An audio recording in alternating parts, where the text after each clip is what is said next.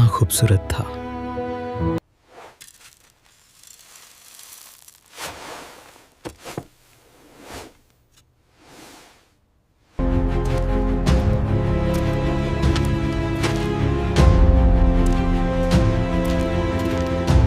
Shade ka frame, heating it with gas to straighten it using arg, twisting it with pliers using ain't. Now it's perfectly round. Rust converter hiss.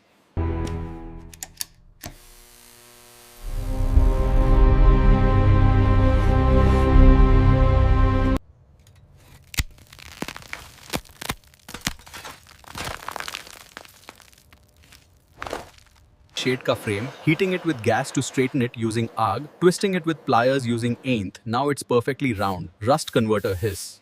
Really added fun. We chose a vintage floral print for the new shade. Apply Fevicol to the frame, then clip it securely.